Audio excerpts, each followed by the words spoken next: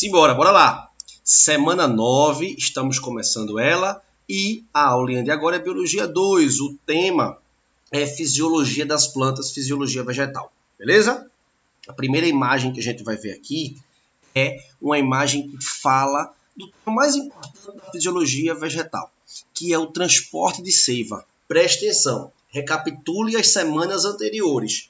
Lembre-se que nós já estudamos aqui na academia que existem dois tecidos condutores de um vegetal. Dois tecidos. Quais são esses dois tecidos? Estão aqui em cima o nome dos dois, xilema e floema. Recapitulando ainda, xilema constituído por células mortas, floema, células vivas. Beleza? Xilema, ainda revisando, é um tecido interno, mais interno do que o floema, que é mais próximo da casca. Xilema interno, floema externo. Hoje, gente, a gente vai ver como que acontece esse caminhar, essa condução da seiva bruta pelo xilema e da seiva elaborada pelo floema. Pare para pensar, daqui a pouco a gente olha para a imagem. Olhe para mim, preste atenção. É tudo muito simples e muito lógico. Primeira coisa que você tem que entender é, vamos falar do xilema. As raízes, elas são hipertônicas em relação ao solo. O que é isso? As raízes, elas são mais concentradas do que o solo. Elas têm uma maior quantidade de soluto, mais sais do que o solo. Com isso, elas conseguem atrair a água para dentro dos tecidos das raízes. Isso gera uma força, uma sucção para as raízes. Preste atenção. Quando essa molécula de água adentra, olha como eu estou falando bonito, adentra a raiz do vegetal, essa água empurra as moléculas de água que estão logo acima dela, que entraram 10 segundos antes, 20 segundos antes, 30 segundos antes. Preste atenção, lembre-se, o xilema ele é constituído de células mortas que perderam seu citoplasma, que ficaram somente com as paredes. Isso faz com que ele funcione como um verdadeiro canudo. Então a água sobe, além dessa chupada que ela recebe das raízes, ela funciona, o xilema funciona também como um grande canudo. A água, ela cola nas paredes, existe a coesão. Você estuda isso quando vê em física e química também as propriedades da água. Então as pontes de hidrogênio colam, elas interagem com a parede do xilema. Então existe a sucção, existe a coesão. Além disso, lá em cima, lá nas folhas, existe uma aberturazinha assim, uma aberturazinha, uma estrutura que abre e fecha, que são os estômatos. Os estômatos, quando abrem, eles abrem para capturar gás carbônico, CO2, para a realização da fotossíntese. Então, quando eles abrem para capturar CO2, eles terminam perdendo o quê? Água. Então, a água é perdida lá na ponta, lá na folha. Então, existe perda de água lá na folha. Essa perda de água faz com que mais água seja atraída pelas folhas. O nome dessa teoria é teoria coesotensotranspiratória. Quem estudou ela foi um cara chamado Dickson, D-I-X-O-N, Dickson. Então, o transporte do xilema acontece pela teoria coesotensotranspiratória. A molécula de água, ela tem coesão, ela tem atração uma pela outra e elas são tensionadas. Quando uma evapora, ela puxa as demais que estão logo abaixo. Beleza? Vamos pensar agora no floema. Como é que funciona o floema? O floema é bem mais legal, é bem mais interessante. Preste atenção. O floema, lembre-se, ele vai distribuir açúcar, seiva elaborada. Vê que legal. No floema, o que acontece? A folha produziu açúcar. Quando essa folha produz açúcar, ela fica mais concentrada, só que ela está lá em cima. Ela mais concentrada, ela atrai água para dentro da folha. E essa folha, quando atrai água, ela mela-se com água e açúcar, e essa água com açúcar desce pelo floema. É a teoria do arrastamento, teoria de Munch, M-U-N-C-H, M-U-N de navio, C-H, teoria de Munch. É isso que explica, é a teoria do arrastamento. A água chega, invade a folha e desce esse mel, essa água melada com Açúcar é a seiva elaborada. Beleza? Na figura aqui ao lado de cá, você consegue observar isso. O açúcar, ele colocou ali, ó, sacarose na folha. Presta atenção, olha aqui, ó, na folha. Vai atrair a água e essa água arrasta essa seiva elaborada para as raízes. Beleza? Vamos seguir. Vamos entender um experimento muito importante, esse experimento. O que é isso? Eu estou mostrando que se eu arrancar um anel da casca de uma árvore no seu tronco, ela morre. Morre por quê? Porque você interrompe o fluxo. O fluxo de quê? Do xilema? Não, o xilema é mais interno. Você interrompe o fluxo do floema, que é mais externo. Você interrompe esse fluxo que é o quê? Ascendente ou descendente? Descendente. Ou seja, o açúcar não chega nas raízes, as raízes morrem e elas não conseguem mais absorver água. Beleza? Muito legal esse experimento. Transpiração vegetal. Presta atenção. Existem várias maneiras de um vegetal perder água. É verdade. Mas a principal e mais importante delas é a transpiração, é a perda, que eu já falei para vocês. É a perda pelos estômatos, é a transpiração estomatar. Antes de falar dela, pense, existe uma transpiração chamada de transpiração cuticular, que é uma transpiração que a planta perde bem pouca água, bem pouquinha, mas ela continua perdendo pela superfície. Essa ela não consegue controlar, essa ela não consegue regular, é impossível, ela não consegue parar de perder essa água, mas a maior parte das perdas, quando ocorrem, elas ocorrem via estômato. E aí, gente, o estômato, ele tem uma regulação. Preste atenção. Para um estômato abrir, o que é que tem que acontecer? O que está escrito aqui em cima de mim, ó, luz, potássio e água. Qualquer um desses, se ele receber, ele vai abrir. E é fácil de entender. Se ele recebe luz, ele faz fotossíntese. Se ele faz fotossíntese, lembre-se que ele é uma célula clorofilada. Se ele feito por células clorofiladas, as células guarda. Se ele faz fotossíntese, ele atrai água. Ao atrair água, preste atenção. Vamos para a figura que é muito importante. Essa célula aqui da esquerda, elas estão inchadas. Quando as células dos estômatos incham, elas crescem aqui, ó, para esse lado externo, elas crescem e abrem. Isso aqui é abertura estomática, essa aberturazinha aqui do meio. Então, recebeu luz, ela vai produzir glicose, vai atrair água. Potássio, a mesma coisa. Atraiu potássio, entrou potássio, atrai água. E a própria água já é autoexplicativo. Luz, potássio e água. Chegou água no estômago, a célula fica túrgida, célula túrgida se abre e termina capturando CO2 e perdendo água. Além da transpiração estomatar, que eu acabei de falar, e a cuticular, que eu também citei, existe uma outra maneira de perder água, que é a gutação. Essa aqui é um pouco mais rara, não é comum acontecer, não são todas as plantas que fazem. São algumas plantas que na pontinha de suas folhas apresentam uma estrutura chamada hidatódio. Esse hidatódio, por este hidatódio, saem gotinhas de água. Não é água na forma de vapor, é água na forma de gota, forma líquida, gutação. Isso normalmente acontece em algumas plantas quando elas estão em ambientes muito úmidos. Para que esse excesso de água não prejudique a planta, ela termina eliminando por gutação. Vamos lá, xilema e floema, mais uma figura importante aqui. Ó, estou falando de quê? Agora que você viu que as folhas são responsáveis por essa perda, pela folha, olhe para o cursor aqui, ó. Pela folha sai água. Transpiração cuticular, transpiração estomatar ou gutação. Mais importante de todos, transpiração estomatar. Saiu água, gente. Quando sai água, atrai a água que está coesa dentro do xilema. Atraiu a água do xilema, atrai a água lá de fora, lá embaixo na raiz. Teoria coeso-tenso-transpiratória de Dickson. Vamos seguir. Vamos entrar agora em um outro ponto bastante importante dos vegetais, que é a fisiologia e o funcionamento de hormônios vegetais. Bora lá. Vou por aqui agora uma lista dos hormônios. Depois eu vou falar de cada um deles individualmente.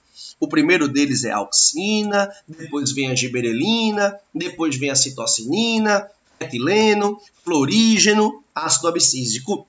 Beleza? Esses são os hormônios que são importantes para que você os aprenda, para que você saiba a função de cada um deles. Presta atenção.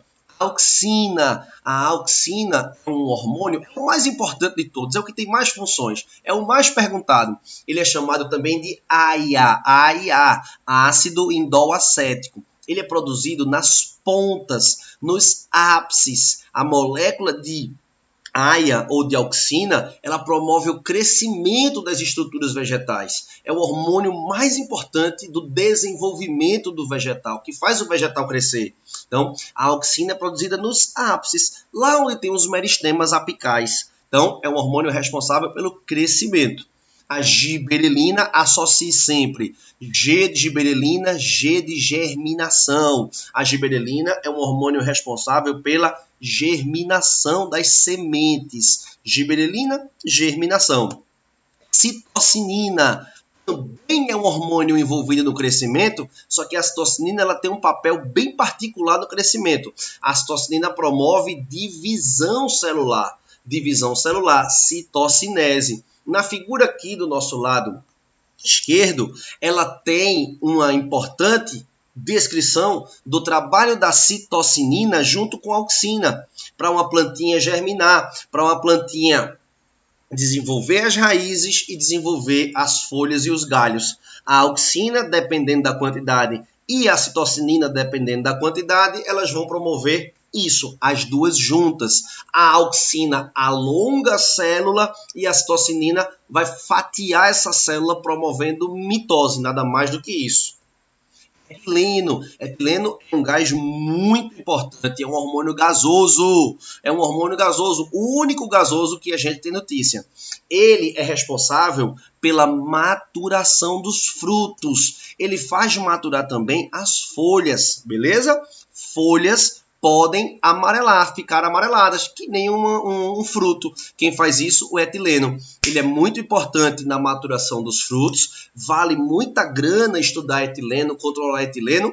Por quê? Porque ele tem influência grande no comércio de frutas. Pense só, se o Brasil, que é um país exportador de frutas, ele vai querer que o seu produto chegue do outro lado do oceano podre, já bastante maduro. O ideal é que não, ok? Então, o etileno é um hormônio responsável pela maturação de frutos, principalmente, e de folhas. Qual a importância da maturação das folhas? No outono, que as folhas caem, elas primeiro ficam o quê? Amareladas, graças ao etileno. Florígeno, como o próprio nome sugere, flor. Ele é o hormônio que vai promover a floração do vegetal. O ácido abscísico, gente, ele é um hormônio que é responsável ele impede, ele é o hormônio ABS, ele é um freio na germinação. Ácido abscísico, ele é um impedidor, ele impede germinação. O que é que a gente tem aqui na frente agora? Fototropismo, o que é isso? Agora a gente vai falar um pouco mais do hormônio mais importante, que é a auxina. Quando uma plantinha é exposta a uma fonte de luz unilateral, olhe para cá. Agora a figura é fundamental. O sol, quando ele vem lá do céu normalmente, a auxina é produzida lá em cima tranquilamente. Nada acontece de diferente. A planta cresce para cima. Mas se essa fonte de luz se deslocar para um dos lados, a molécula de auxina se desloca para o lado oposto. Como ela se desloca para o lado oposto, ela promove o crescimento deste lado e o galho vai se curvar em direção à luz. Vê como esse assunto é importante. É graças a isso que um vegetal sempre cresce em direção à luz. Tigmotropismo, o que é isso? Tigmo, gente, é toque. A auxina, em alguns vegetais, é responsável por isso também. Tigmo é toque. Alguns galinhos tocam em estruturas que eles precisam se agarrar, por exemplo, o pé de chuchu, o pé de uva, eles tocam e o crescimento vai acontecer envolvendo essa estrutura. Tigmotropismo, tropismo é crescimento e tigmo é toque. E geotropismo, o último dos tropismos que a gente vai estudar, é geo é terra e tropismo é crescimento. Graças à auxina, o caule cresce em direção à luz e a raiz cresce em direção à terra. A auxina sempre vai promover crescimento, seja do caule ou da raiz, mas em diferentes concentrações ela vai fazer o caule crescer em direção à luz do sol e a raiz crescer em direção ao solo, à terra, geotropismo. Primeira questão da gente. Vamos lá. Na caatinga brasileira, plantas como os mulungus são classificadas como caducifólias, porque apresentam a perda sazonal das folhas. O hormônio e a adaptação diretamente relacionada a esse mecanismo fisiológico são, respectivamente, o hormônio que faz a folha amarelar e cair é o etileno, é o mesmo hormônio da maturação dos frutos. E ele faz isso para quê? Para diminuir a perda de água, diminuir a transpiração. É uma estratégia, uma adaptação à caatinga à vida em ambiente seco. Segunda questão. Os gráficos apresentam as taxas de respiração e de fotossíntese de uma planta em função da intensidade luminosa a que é submetida. Preste atenção, é muito importante que você identifique, pense, memorize até esse gráfico. Olha cá, a linha número 2 é uma linha constante, é a linha que representa a respiração celular. Pode escrever aí no seu esqueminha, no seu papel, que a linha 2 é a respiração. A linha número 1, ela é a linha que indica a fotossíntese. Perceba, a fotossíntese ela varia de acordo com a variação da intensidade luminosa. A respiração não está nem aí para a luz, para a quantidade de luz. Fotossíntese depende da luz, beleza. Respiração não. E a taxa de fotossíntese ela é variável de acordo com a intensidade luminosa. A respiração não. Simples desse jeito. Esse gráfico é muito importante. Deixa eu contar para vocês um ponto que é bastante perguntado. É literalmente um ponto. Olhe para cá. Veja o cursor do mouse.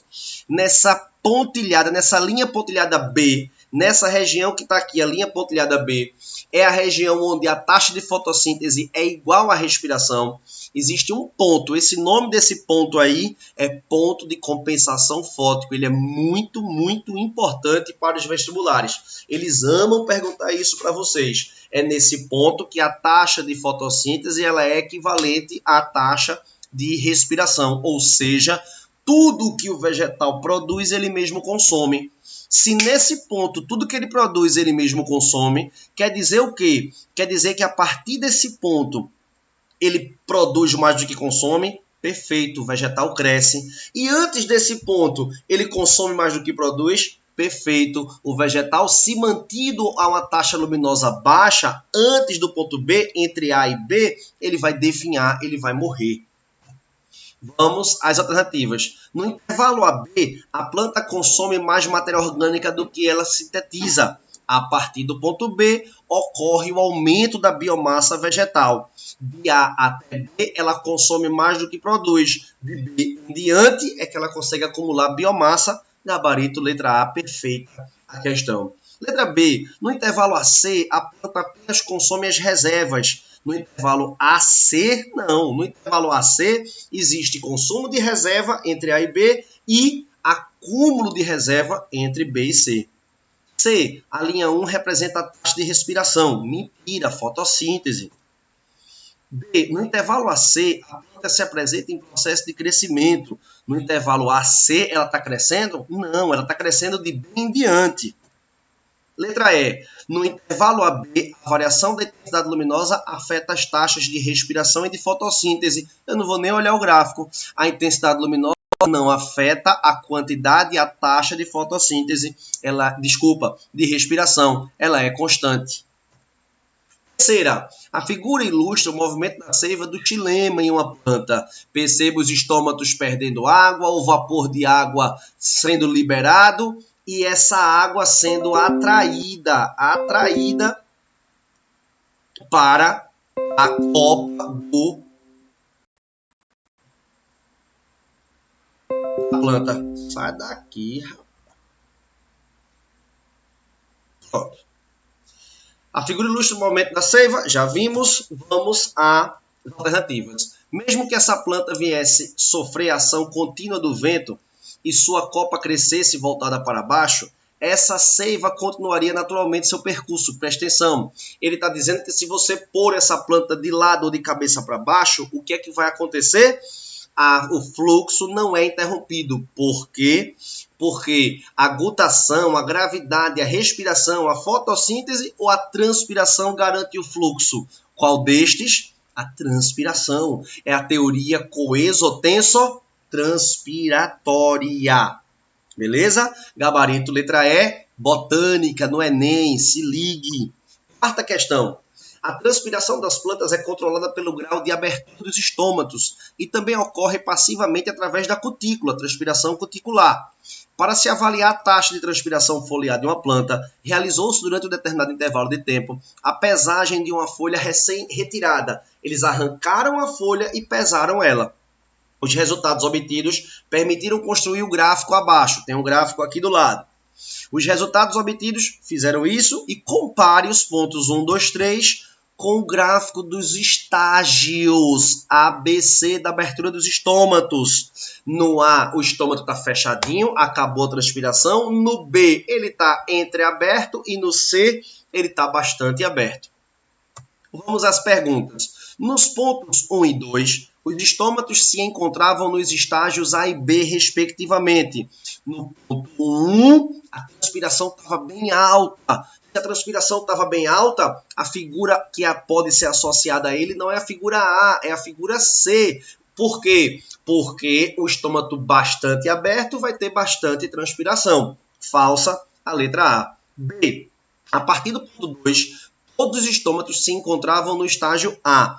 A partir do ponto 2, todos estavam no estágio A? Não. No ponto 2, eles estão em B. É um intermediário. Eles ainda estão se fechando. É bem simples. Ponto 1, associa a figura C. Ponto 2, associa a figura B. Ponto 3, associa a figura A. Letra C. Nos pontos 1 e 3, os estômatos se encontravam nos estágios C e B. Nos pontos 1 e 3, 1, C, 3B, falso. Letra D. Durante todas as pesagens, dominou o estágio C. Durante todas as pesagens, não. Na pesagem 3, o estômato não estava mais em C, estava em A. E a letra E, no ponto 3, todos os estômatos se encontravam no estágio A. No ponto 3, todos os estômatos já tinham fechado. Mas mesmo assim, a folha continuou perdendo água. Como? Por quê? É verdadeiro. Porque a transpiração cuticular ela não consegue controlar. É transpiração que ela não regula. Ela regula apenas a do estômago. Beleza? E a quinta questão. Normalmente, quando ganhamos ou compramos flores, costumamos colocá-las dentro de um jarro com água, para que permaneçam bonitas por mais tempo. Porém, muitas vezes elas acabam murchando e perdendo suas pétalas. Para se evitar isso, é aconselhável que se faça um novo corte. Você pega a folhinha, põe num jarrinho e ela, quando começar a murchar, você faz um novo corte lá embaixo. É aconselhável fazer esse novo corte, preferencialmente dentro d'água, para não entrar ar, ou com a mínima exposição ao ar, até submergi-la novamente no recipiente. Tal conduta permite o quê? As células estomáticas voltem à turgidez. Não. Se a célula estomática voltar a ficar túrgida, o estômago se abre e ela vai perder água. Falso. B. O ar presente no floema seja empurrado por capilaridade. Meu Deus, não marque isso não. O ar não tem capilaridade. A capilaridade é da água e não vai ser pelo floema. Quem tem que subir é o xilema. Tá tudo errado. Letra C. A água presente no xilema entra em contato com a água do jarro. A água do xilema com a água do jarro. Restabelece uma conexão, ponto de hidrogênio, restabelecendo a coesão entre as moléculas, formando uma nova coluna d'água. Perfeita, letra C. D. Se eliminem fungos, isso não tem por objetivo eliminar fungo, evitar com que ela murche. Esse é o objetivo. E a letra E, se restabeleça a pressão positiva. A pressão positiva não tem a ver com isso. Pressão positiva é um conceito que você associa às raízes. As raízes apresentam pressão positiva. Tá joia? Um beijo, encerramos nossa aulinha e até a aula presencial. Tchau!